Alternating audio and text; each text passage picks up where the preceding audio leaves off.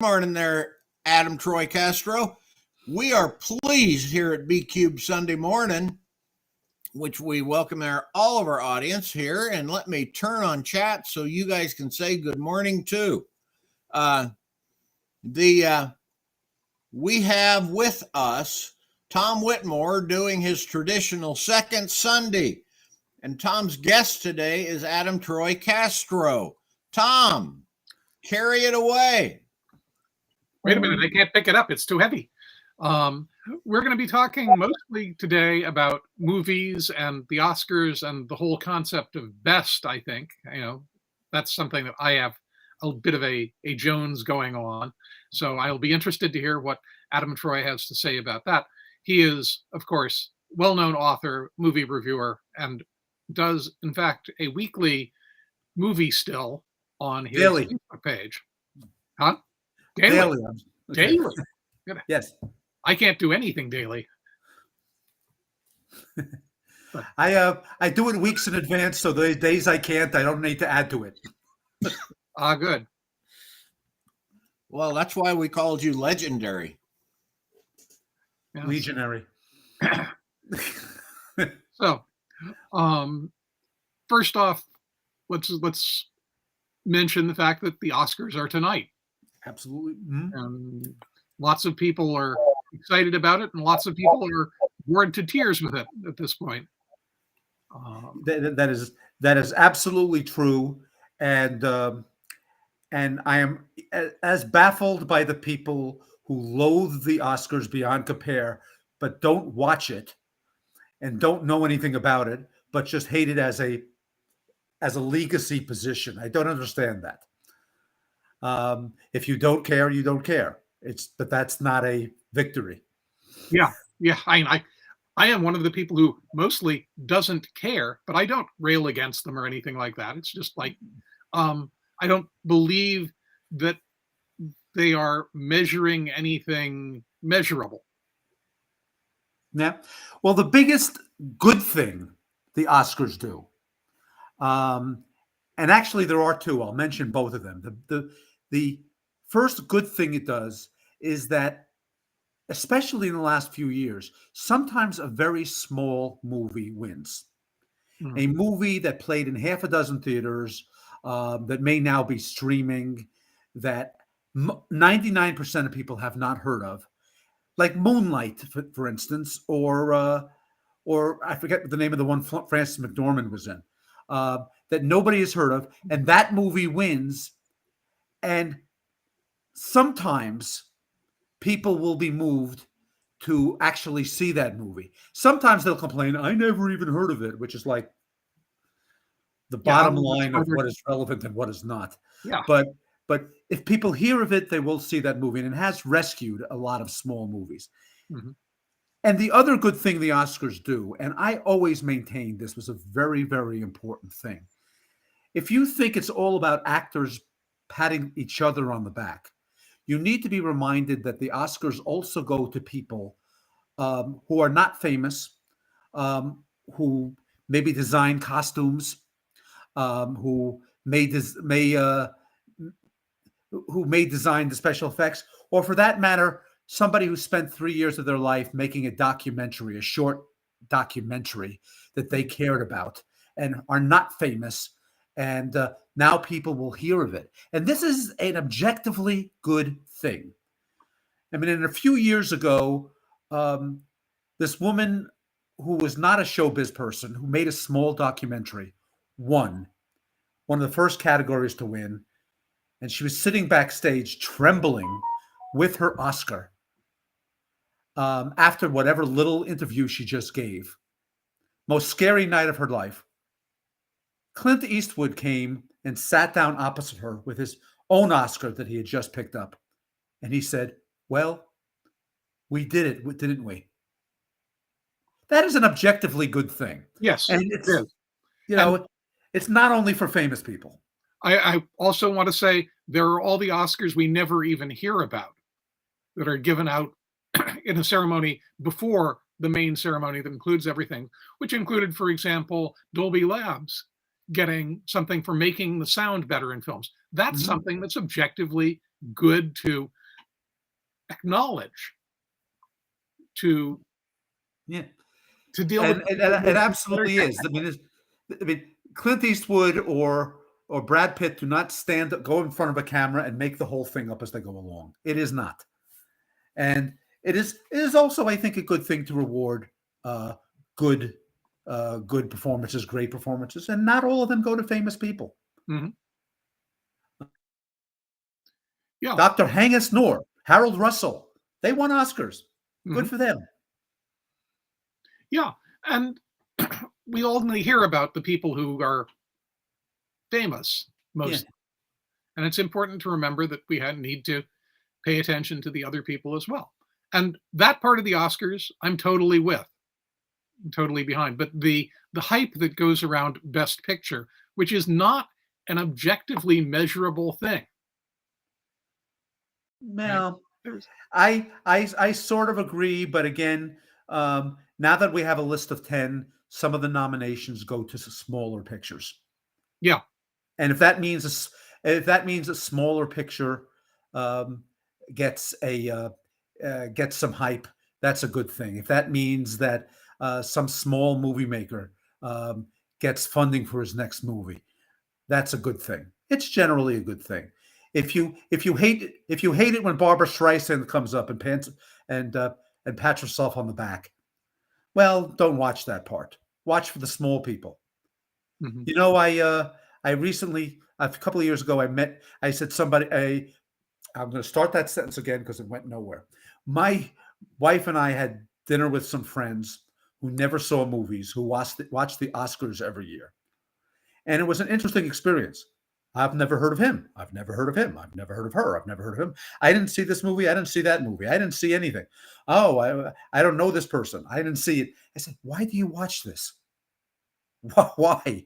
Well, the way they're dressed. Okay. But then turn the sound off. Yeah.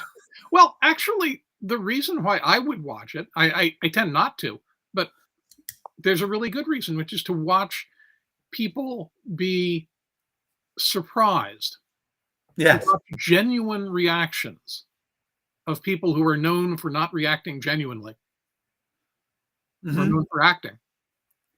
There is that.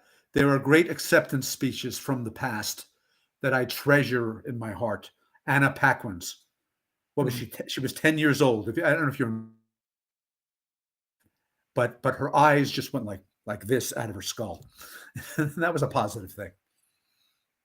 Yeah, but in general, as I say, I find it's hard to get engaged with the Oscars for me.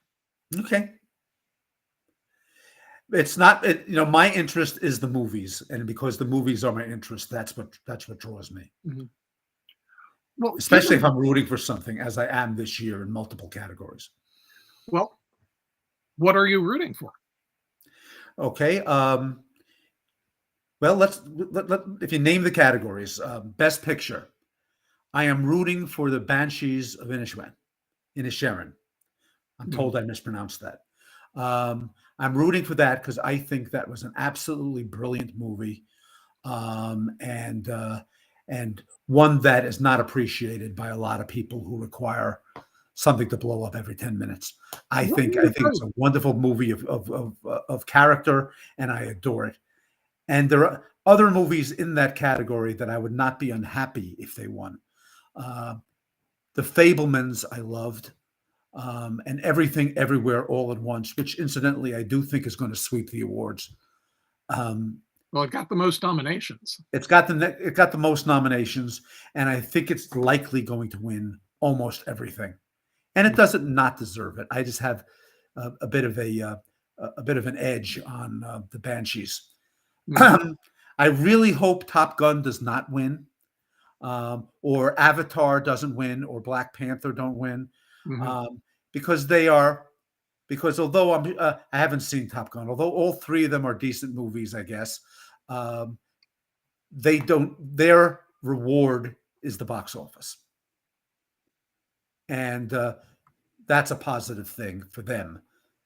and I think it's nicer if a smaller movie that people did not take a chance on wins, and as a result, they get more time in the theater, and people may take the chance.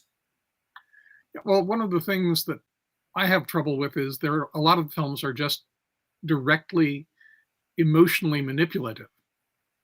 And I would say that Avatar was definitely that. And I like the emotions that Black Panther tried to manipulate, but that still doesn't mean I didn't recognize there was manipulation going on. Absolutely. But drama is an exercise in manipulation. It may not be obvious, but that's what it is. Mm-hmm. I mean, Shakespeare did not underplay things. No. Yeah, he did not. He did not. The family is dysfunctional, therefore there are 9 bodies on the stage in the last scene. So everything's manipulative to some degree. Sometimes it's dishonestly manipulative, in which case I will despise it. Remind me, if we want to go on, what are the can we get up a list somehow of the categories, because I don't know them by heart. Well, I don't know them by heart either, but clearly obvious ones: Best Actor, Best Actress. Yes. And then the supportings for those: Best Score, Best Song. Yeah. Well, when it gets down to the smaller ones, I won't know it all, but Actor and Actress. Okay. Actor. Director. Steven Spielberg does not need Best Director. I would not be upset if he won, because that was a very personal movie, and I liked it quite a bit. I'm talking about The Fabelmans. Yeah. It was not just about. How I got to be famous. There's a lot of genius in that film. I think Martin McDonagh is nominated, and again, that's for The Banshees of Inisherin. I'm not sure. But I think the award is going to go to the great indie Everything Everywhere All at Once, and I will not be unhappy if they win. Mm-hmm. Mm-hmm. What else? Best Actor. What? Best Actor and Actress, yeah. And Screenplay. Oh, yeah. Well, screenplay is vitally important. Hold on, I can get these. I'm going to look while I talk. Best Actor. 1 second. I'm getting the Oscar ballot on my phone, so we can actually talk about this with my subsidiary memory here. Yes. Okay. Isn't it amazing how we now have external memories? Yes, we do. We always did. We didn't do it by pushing buttons before. Yes. We called them books. Yes. Oscar nominations 2023. Okay. See, we're talking like we can't do this, and we can do this. We have the technology. Yes. Oh, as for the other best pictures, the only one I loved Triangle of Sadness. It's a great dark comedy. I have not seen Women Talking, Tar, Elvis, or Elvis. I have not seen that. I actually disliked All Quiet on the Western Front, as most people in Germany do, by the way. Interesting. Okay. And the reason they dislike it is not because it makes Germany look bad. They dislike it because All Quiet on the Western Front is one of their great national books. And it's really hard to do. Yeah. It's been done well. A lot of people in Germany don't like what they did to the book. I don't like it because it kept making the same point again and again and again. Yes. Best Director, Martin McDonagh, who is one of the great current screenwriters and playwrights. A man who blew me away with a play called The Pillow Man, which if you ever have a chance to see it, do see it. It's a great horror story, great Gothic horror story. I actually saw a Broadway audience of thousands of people screaming at this play, and that was wonderful. I have not, I have not seen a couple of them. I thought I think Daniel Kwan and Daniel Scheinert will win. The Daniels, they call themselves. They will direct together. Will win for Everything, Everywhere, All at Once. And again, I can't make the case that they shouldn't. I am a Martin McDonagh guy, and I want to see him win. You know, especially because I thought Banshees of Inisherin was so good. Best Actor. I've only seen two of these movies. And I think it's between Brendan Fraser, Colin Farrell for The Banshees of Inisherin, Brendan Fraser for The Whale, and Austin Butler for Elvis. And if you really narrow it down further, I think it's a contest between Elvis and The Whale. Partisans are very fanatic about it. They say it's the only good movie of the year, which is nonsense. But Brendan Fraser in The Whale gave the performance of an absolute lifetime. I was in a packed theater. Everybody was weeping like a baby.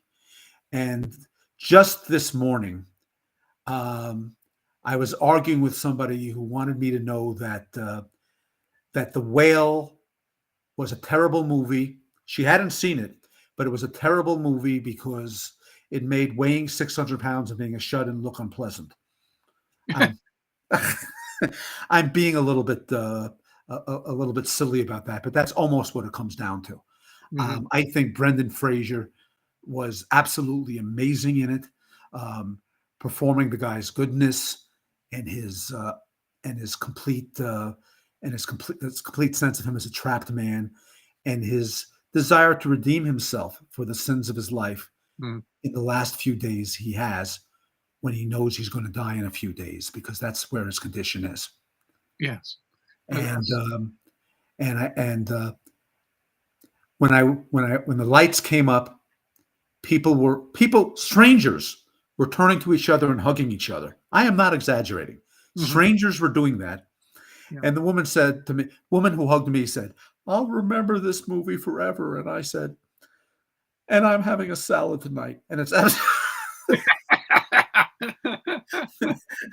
yes.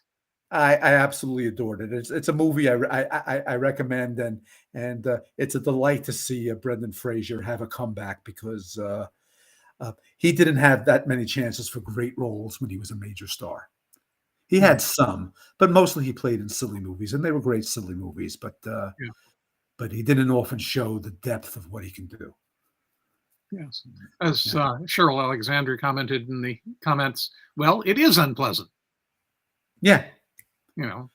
Yeah, they argue with me, and my wife weighed 500 pounds at her height, and I weighed 300 pounds at my height. I don't know what I'm talking about. Yeah. Okay. I've known people who were that heavy, and yes, it's unpleasant.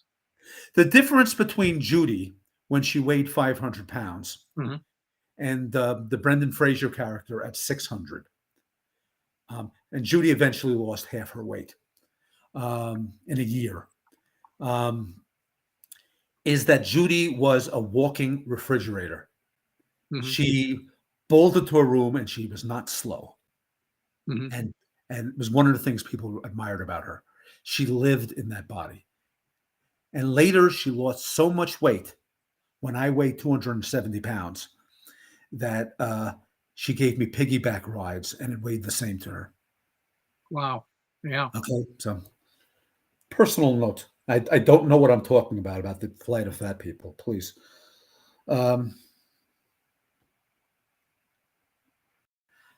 Okay. In the case of, we'll go to Best Actress. Mm-hmm. This is another movie where personal issues kept me from seeing everything. The only two movies, it's Cate Blanchett for Tar, which I badly want to see. It's a movie about Me Too. She's a concert conductor who has sexually harassed people. Ana de Armas for Blonde, and she plays Marilyn Monroe. It's a very controversial movie. Andrea Riseborough for Leslie, To Leslie, a movie which nobody's heard of, but basically got a Best Actress nomination because there was a gigantic movement among actors to see to it that she was nominated, because they received the screeners and thought she was genius in the movie. I have not. The two movies I've seen is Michelle Williams in The Fabelmans, playing Steven Spielberg's eccentric mother, essentially, and Michelle Yeoh for Everything Everywhere All at Once. And I think there's no doubt whatsoever that the winner will be, regardless of who deserves it, will be Michelle Yeoh. Yes. And I say regardless of who deserves it because I haven't seen all the movies, but Kate Blanchett, who always deserves it, may win. And if the support by actors is really that good, is really that fantastic, Andrea Riseborough may win, which would be amazing, but is an extreme long shot. But it might happen. Sometimes the leads knock each other out. It happens. But Michelle Yeoh has been around for 30 years, and I think maybe even a little bit longer than that on screen. And she is, and this was actually her valedictory movie, the movie about how good she is. Mm-hmm. And she should have won 20 years ago, but she'll win for this, I think. Yeah. There are a lot more Asians up this year than there usually are.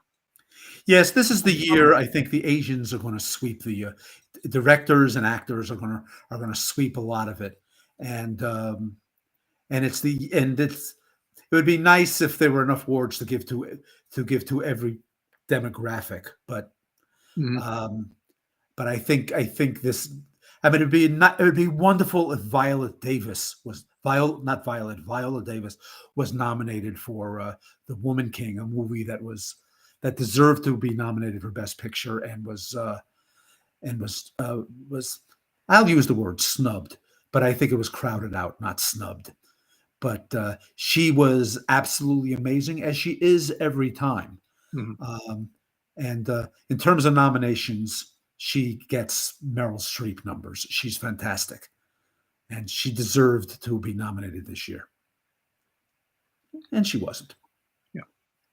Yes, there's no transparency on the nominations, really, which is kind of annoying. It would be fun. It would be interesting to know how it breaks down, the way we do with the Hugos. Yeah, but we don't do it for the Nebulas, you'll note. When I was nominated for the Hugos both times, I did not know how I did in the overall vote count. I really didn't, and I never did find out. And that's fine. I've always said that, the as much as I want one of those little statues, give me. Yeah. Yeah.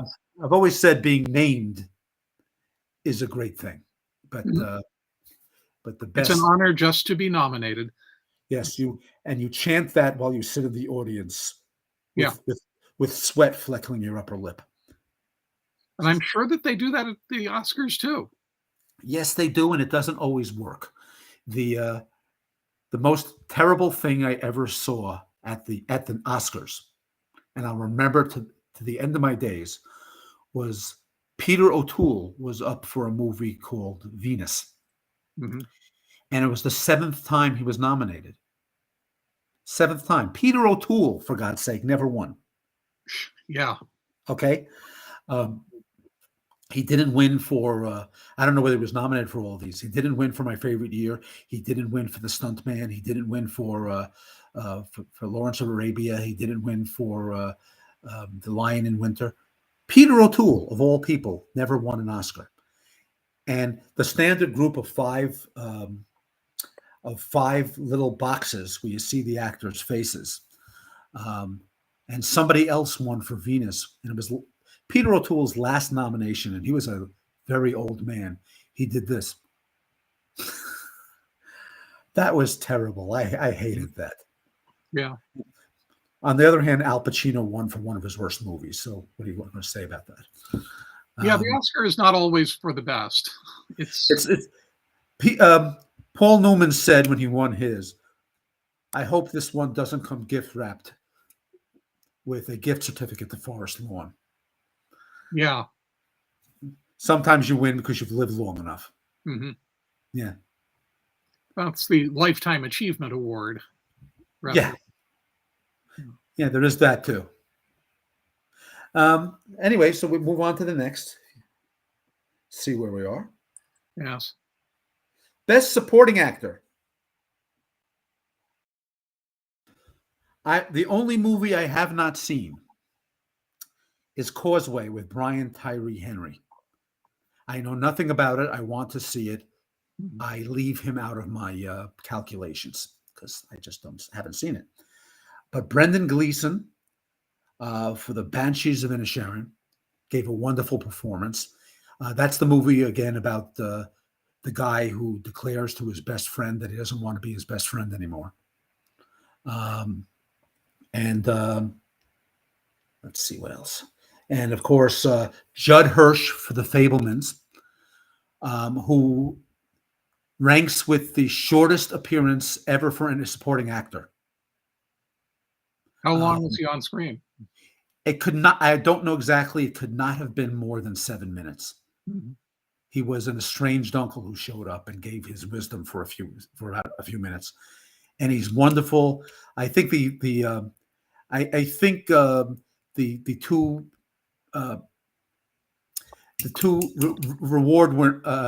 record holders for people who were in the movie for the least amount of time and were nominated for an Oscar were Judi Dench for Shakespeare in Love. She was in the movie for 8 minutes. And Beatrice Straight, who was in Network for 5 minutes. Mm-hmm. She had one scene, one minor scene and one good scene. She was nominated for that one good scene. I have no idea how long Judd Hirsch was in it, but he was magnetic in it. He was wonderful. And I think he is a long shot because I think unless they decide they love him. I think the winner will be, and God help me if I mispronounce his name, Ke Huy Quan. Because it's not just a great performance, and it is also one of the great comeback stories in movie history. He hadn't been in a movie for 30 years. He'd been working behind the scenes as a fight coordinator and doing other things, but he had not been in the movies as an actor. And he showed up and he did everything that he could possibly do in this movie. He did martial arts. He played a romantic lead in a few scenes. He played a very sad man in some other scenes. And everybody loves the fact that he came back. Everybody loved the photo of him hugging Harrison Ford after 30 years. They hadn't seen each other in that length of time. Or Brendan Fraser after 20. He'd been in movies with both. Mm-hmm.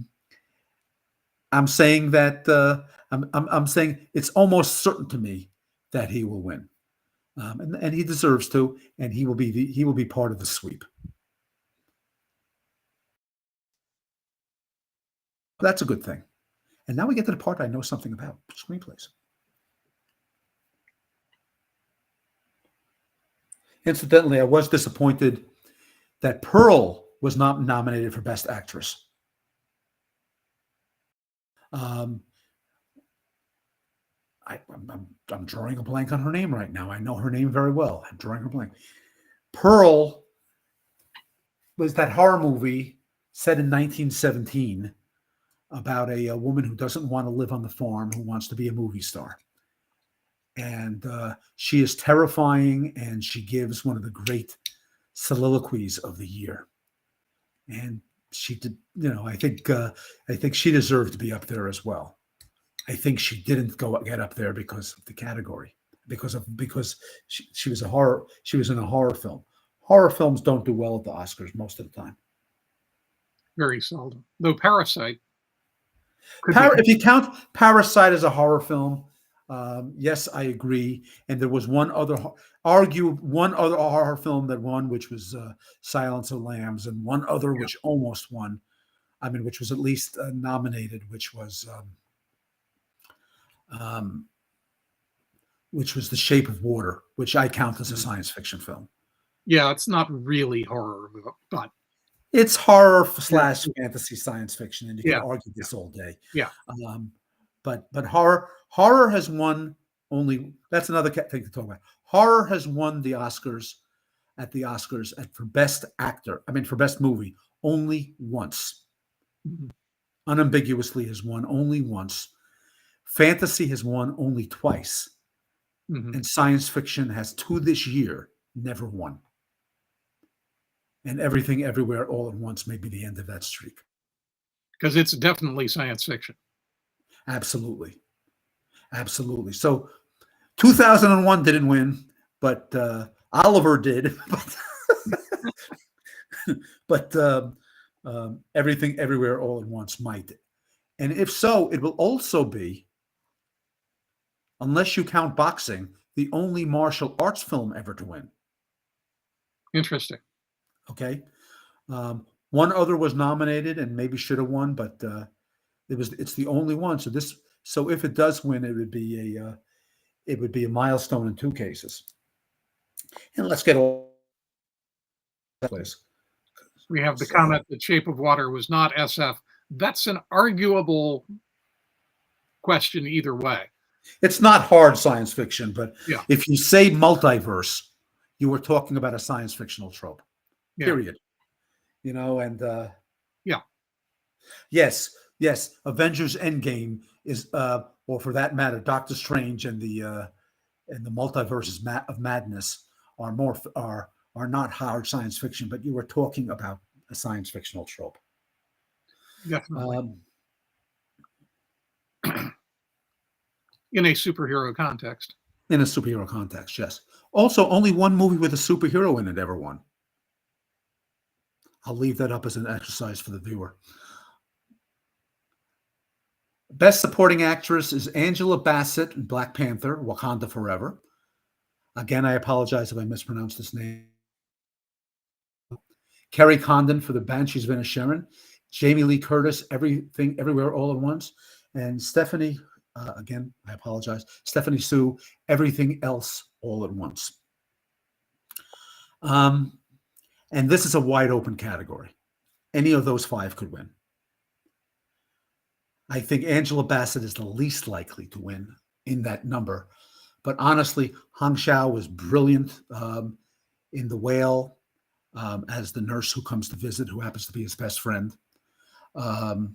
Kerry Condon is the unappreciated person in The Banshees of Inisherin. She's wonderful in that film.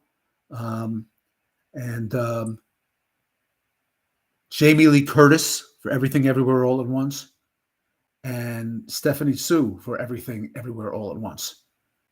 And any one of those could win. Any one of those I'll be happy for. I think my distant guess is that Jamie Lee Curtis has a bit of an advantage in this because of her legacy and the length of time she's been doing this, and people want to see her win. How frequently do you get 2 people in the same category from the same film? It's happened quite a bunch of times. And it is why you sometimes see 2 actors of equal space in the same film, where one of them is listed as Best Actor and one of them is listed as Best Supporting Actor. Yeah. What dominates deciding who gets to be in those categories is what category the studio decides to run them for. Mm-hmm. And frequently they make that decision because they don't want one to crowd them out. So it's been known to happen. I'm not thinking of any great examples right now, but I've seen it's been a bunch of times, and usually what that means is that neither of them wins because they split the vote for people who love that movie. So and beauty. And I'll go to the next one. I know somebody's putting the list on, but it's just slightly easier for me to do this. Best Screenplay. Best Original Screenplay. There are 2 screenplay awards, one for Best Original and one for Best Best Adapted Screenplay. And that's Todd Field for Tar, Tony Kushner and Steven Spielberg, The Fabelmans, the Daniels for Everything Everywhere All at Once, Martin McDonagh for The Banshees of Inisherin, and Ruben Östlund for Triangle of Sadness. The only one I have not seen yet is Tar. I leave it out of my calculations, and I think all four of the remaining are definitely deserving. The one I haven't talked about yet is Triangle of Sadness, which is about, which is a wonderful comedy of discomfort about rich people behaving badly and actually having things happen to them badly on a cruise. There is lots of vomiting and fecal matter in this movie, almost as much as in Babylon. If you gave an award in that category, I think this one would win by a hair. But they are all good screenplays, and they all deserve to win. And if I had to guess, although I also have a personal love of The Fabelmans, but if I had to guess, I think it'll be part of the sweep for Everything Everywhere. Mm-hmm. King, just because that's the way this seems to be going. I think this will be one of those movies where you see the sweep begin early in the night, and they'll go home with enough to line their driveway. And best adapted screenplay, Top Gun, whole bunch of people. Top Gun Maverick, haven't seen it. Kazuo Ishiguro for Living, a movie which is the remake of a great Akira Kurosawa movie, Ishiru. I have not seen it yet.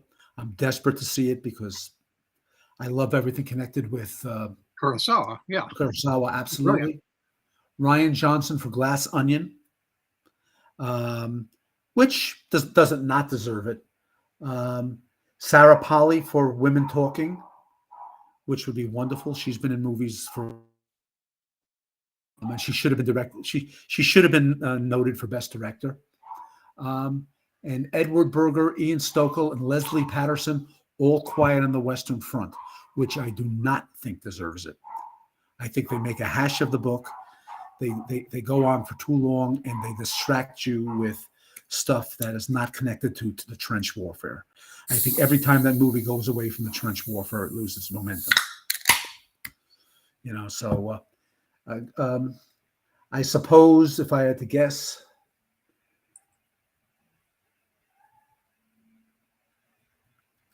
good Lord, Glass Onion. Yeah. I'd say Glass Onion. I'm not sure at all.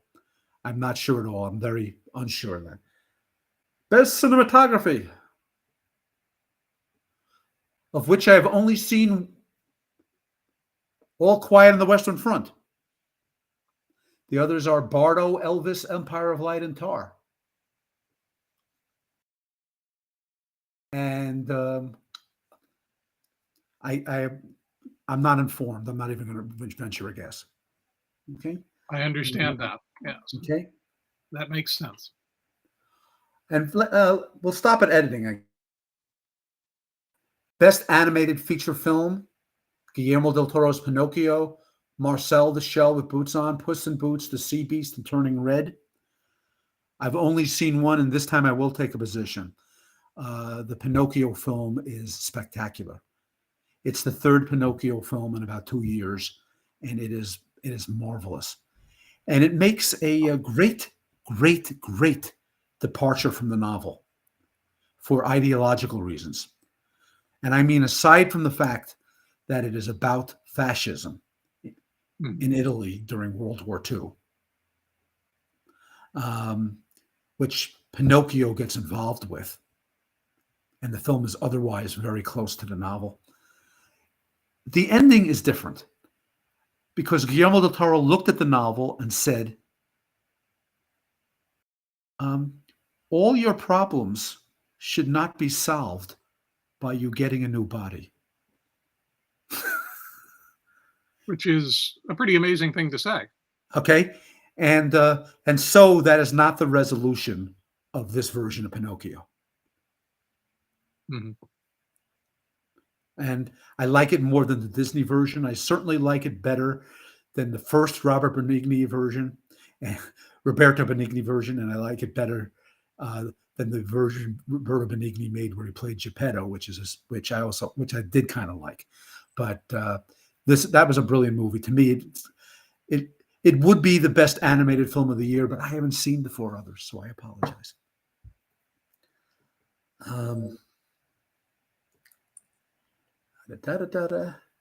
Best documentary feature film, of which I have only seen one, Fire of Love, and that's available on Disney Plus.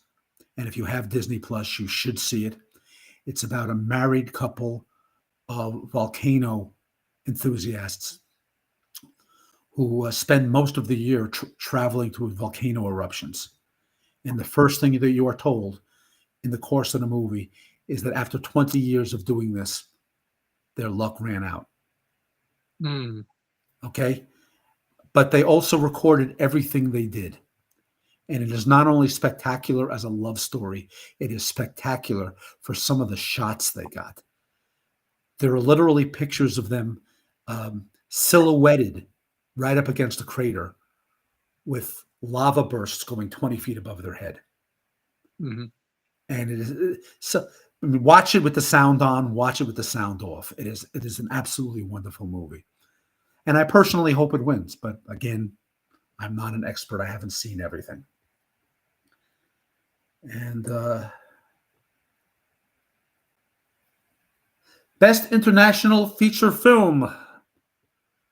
All Quiet on the Western Front, Germany, Argentina, 1985, from Argentina. Duh. Close by Belgium, EO in Poland, The Quiet One in Ireland. I will be seeing EO and The Quiet One very shortly. I haven't seen them yet. All Quiet on the Western Front is I think the favorite because it's the one everybody's seen, or a lot of people have seen, or at least heard of. I ultimately, so I am not rooting for it. Beyond that, I don't know. And what else? This guy talks a lot for somebody who knows nothing. Well, that's what we're here for. Yeah. And after this guy, I don't want to go lower than this category because we go to things. Best film editing. Now, a bad movie can have great film editing. Mm-hmm. But what determines great film editing is if in such a way that impossible things happen, that the story is underlined, that our attention is drawn to the right things, and if the great scene that everybody loves that doesn't help the movie is cut out. Yeah. Kill your darlings. Yeah, go see. Go actually look at the scenes cut out of Young Frankenstein. Sometime they all sit on the screen like turds. They don't work, and they just But the best film editing is between The Banshees of Inisherin, Elvis, Everything Everywhere All at Once, Tar, and Top Gun Maverick. Yeah. I've only seen Banshees and Everything Everywhere All at Once. And no disrespect to the films that aren't mentioned, I think Everything Everywhere probably will win because that movie entirely depends on its editing. It's interesting, though, to note that all of these are all fictional narratives in the film, and film editing is what makes and breaks documentaries. How come you don't see documentaries in the best film editing? That is absolutely true. And I will mention a documentary that is one of the greatest documentaries I have ever seen.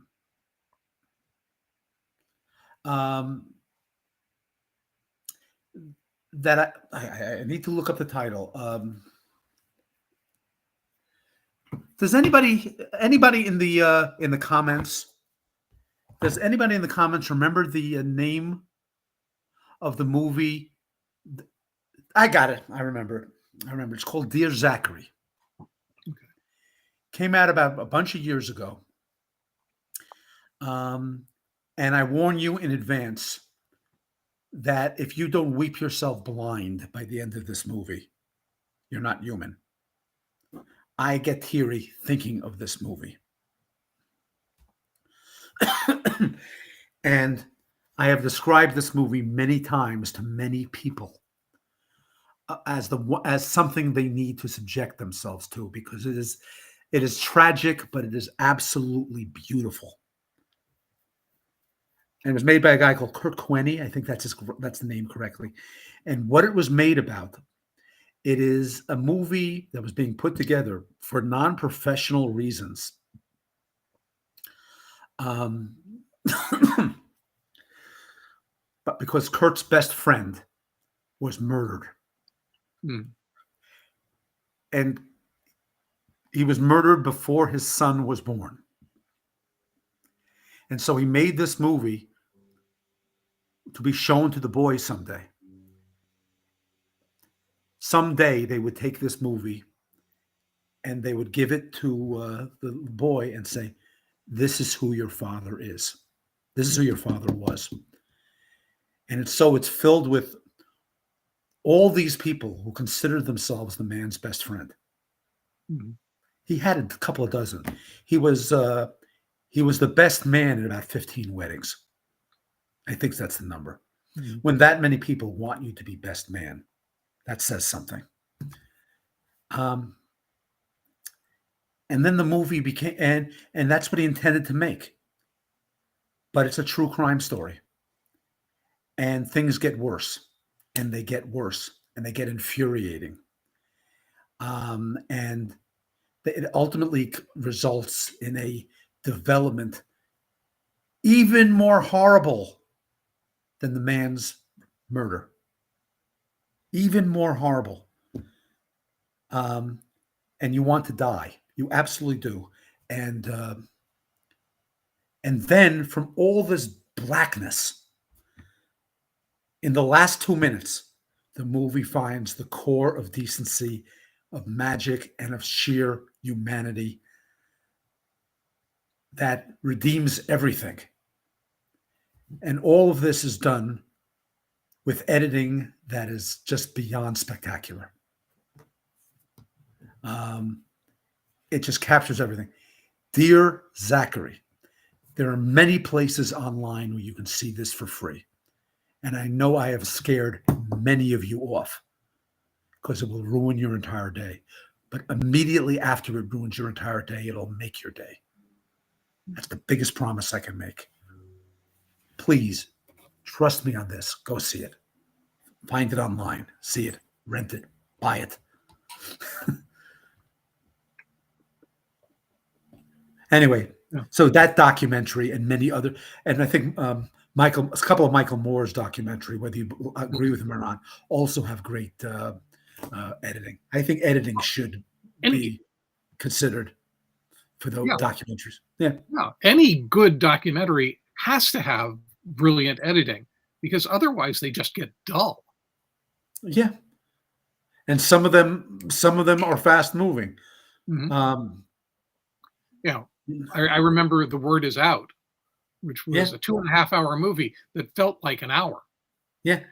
Errol Morris should have won, or whoever did the editing for him, for things like The Thin Blue Line, should have been nominated for Best Editing. Because editing controls that film as well. Mm-hmm. And that's another one you should see. Trust me. You're leaning a lot on your trust. You want to know something? These movie stills. I on my Patreon, I do a movie still of the day, which is actually free to anybody. There are other premium things. I link to it every day, and I depend on people trusting me. And I know they're more likely to trust me if I say this is a great superhero movie, and then if I say, oh, this is a tragedy that'll rip your heart out, but trust me, it's worth seeing. I know which one they'll trust me on. I have a friend who trusts me enough once in a great while to see a horror movie. but because I will tell him, no, this is not for you. Don't see it. You won't sleep for a month. I mean, Well, I try to be good about that. the whole question of recommendations is about knowing the person you're recommending to. Yeah, It doesn't absolutely. work unless you do. I many times find reason to talk about a movie with somebody who I know, whose taste in movies is, I know, narrower than mine. I will watch any genre, any genre. And these are the people who say, Adam only likes weird stuff. But I will say to them, this is one that you need to see. Trust me, please trust me. And I have a whole bunch of those. Mhm. The Korean film, The Tiger, deserves to rank with King Kong as one of the great animals versus men movies. Bob says, say the name again. The Tiger? The Tiger? Is that the one you were asking about? Dear Zachary? Dear Zachary. Dear Zachary. Dear Zachary, yeah. Dear Zachary is a little masterpiece. It's a masterpiece about tragedy. I actually had a communication with the director. I said to him the day I saw it, I said, I contacted him online and said, it's one of the best movies I've ever seen, and I wish to God you had never made it. And he said, thank you. He understood both things. So if we may talk about anything other than the Oscars at this point, Let's. I know the other categories are important to please, but we're going to go further and further down into the realm of things I can't talk about. We've already gotten into talking about films in general, so yeah, we can continue on that level. Yeah. Does anybody have any questions? Do you object to that? No, that's fine. Okay.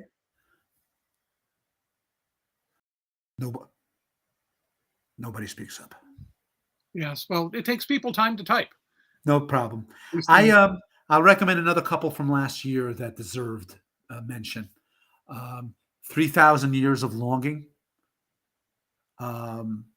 with Idris Elba as a genie, is an absolutely wonderful film by George Miller, who made the Mad Max movies.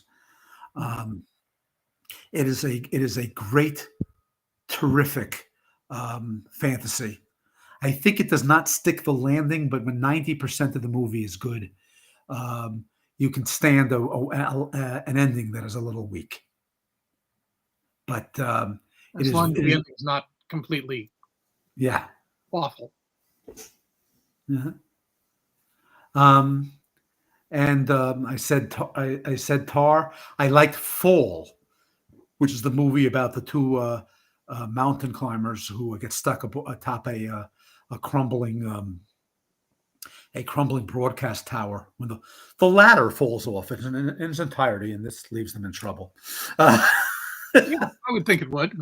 Yeah, it's a terrific little movie that's actually, despite the fact that it's definitely a B-grade movie, is much better to see in a theater because the heights are more terrifying in a theater, even when they're climbing the ladder. She Said, oh my God, She Said deserved to be seen by a lot more people, and it deserved an Oscar nomination. This is the movie about the two reporters who break the Harvey Weinstein story. And it's a newsroom movie that belongs to be classified with All the President's Men and Spotlight. It is a great movie. Ashley Judd plays herself as one of the witnesses in it. It is a terrific movie, and it sank like a stone. And this movie deserves to be in the same category and at the same tier. And I'm hoping it gets rediscovered someday. Again, that is She Said. which deserves it. So what else are you hoping gets rediscovered? I will take. I will be reminded by my DVD racks. I'm having trouble. Okay. I think Zodiac, made many years ago, starring and Mysterio, was one of the great crime movies. Deserves to be seen. Mhm. Robert Pattinson made a movie called Good Time about 2 or 3 years ago, and maybe more. I don't know. It's all about a stupid criminal. And I happen to love movies about stupid criminals. Because criminals, most of the time, are stupid.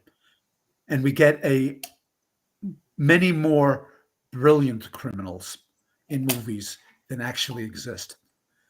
This is a stupid guy who makes a stupid decision. He thinks robbing a bank is a good idea. Mhm. And over the course of that night, of the night he does it, he makes one stupid decision after another. Things get worse and worse and worse and worse. And Robert Pattinson, and for that matter, Kirsten Stewart, are often given are often called terrible actors, the worst ever, by people who only saw Twilight. Yeah. Okay. And I have news for you. There are a lot of actors who are brilliant, who made one bad movie and a bunch of terrific ones that you don't. Robert Pattinson and Kristen Stewart are great actors. And Robert Pattinson was terrific in this, and he has made stuff other than Twilight and The Batman, and he deserves to be remembered. For that matter, see The Lost City of Zed, which he was in. Wonderful movie, great adventure movie. And he was a great actor in it. True story and worth seeing. And I'm trying to remember others. We're coming up on the end of our time. Okay, well then I've talked it out. Yeah. I was the one who talked. I am sorry. No, I encouraged you, and you were fascinating. And the audience is saying things like, "I don't get to the movies often, so being able to listen in on respectful, critical perspectives from others is a real treat." Okay, and if I could say something to the audience before I ask for my plug, is please listen to these recommendations. A lot of these movies are streaming now, and the ones that I get most fervent about, please do see. I like blockbusters, but frequently the small ones give better rewards. And it's going to be different for each person, which one actually catches them. But you have a perspective that is broader enough than most people's to be able to say, you probably missed this one, and Yes. it's worth trying. A very well-informed perspective, I might add. Thank you very much. Now, may I do my 2-second plug? Yes, sir. Okay. In 2022 and 2023, I have come out with 3 books, and I just want to mention them. Okay. They are available online. I haven't been able to be at many conventions, but I will be at conventions soon, including I'll be one of the guests of honor at World Fantasy Con, and I hope I see many of you there. The books I'm mentioning are this short story collection, A Touch of Strange, available by online sellers. This one, The Author's Wife versus the Giant Robot, featuring a story that I wrote before my wife died suddenly a couple of years ago. And the story is just about our relationship, and and I'm very proud of it. And the third one is only available as an ebook. And this one is The War of the Marionettes, which is the third novel in the Andrea Court trilogy, which was published many years ago in Germany and in France and a whole bunch of other countries, but only made it into English this year. So, please do check that out. These are the ones that are current and still aiding in my survival. So, And thanks to Lou for putting them up in the chat so that people can just click on them to get them. oh, thank you very much for doing that. Lou is awesome. Yes, You know, he is. He Just has- for that. Nah, I'm going to give Lou credit for awesomeness that goes above and beyond. No, I'm saying the word is Dayenu. Yes. The word is Dayenu. If he had done just that, he would be awesome. Yes. True. Because Lou has edited for me with us. Now, this is where I don't know if it shows up on your screen. It should. Because while you have hundreds of sales, the 3 sales I am happiest with was when Adam Troy Castro appeared in our table of contents. And the first one I was going to mention is Alternative Theologies, where you wrote a wonderful essay about religion in the movies. It was brilliant and it was well loved. And you were sharing the stage with some wonderful people, David Gerald, Jim Wright, David Brin, just a catalog of great writers. But our very first book that BQ Press published was Alternative Truths. And Alternative Truths, Adam Troy, you have the honor of being the highest paid writer per word. I think you wound up getting $1.25 a word because it was a very short essay, but it was the opening scene in the book, and people just bought the book because they read Adam Troy Castro's opening page and a half of text, and it was wonderful. And I'm saving the best for last. Post-row alternatives, Fighting Back, which is a wonderful book in general. Everybody should get it. Lou Berger helped edit this, as did what's her name again, Tom? Karen G. Anderson. K.G. Anderson. K.G. Anderson. Yes. It is a wonderful book, and I'm personally taking Adam Troy Castro's story from that, and I'm using all of the incredible resources I have to Amazing. tell everybody I know that this is a Hugo-worthy short story. Now, you remember it well enough to want to say a couple of words about what you were thinking when you wrote the story about this pregnant woman in a world where pregnancy makes women invisible? Yes. Well, you basically said what I was about to say. It is not a movie. It is not a story directly about abortion, but uses a rather pointed metaphor about what it would be like to be a pregnant woman in that world, where you're not only invisible, you're also inaudible and also intangible. You're a ghost in the corner, and nobody really pays attention to you.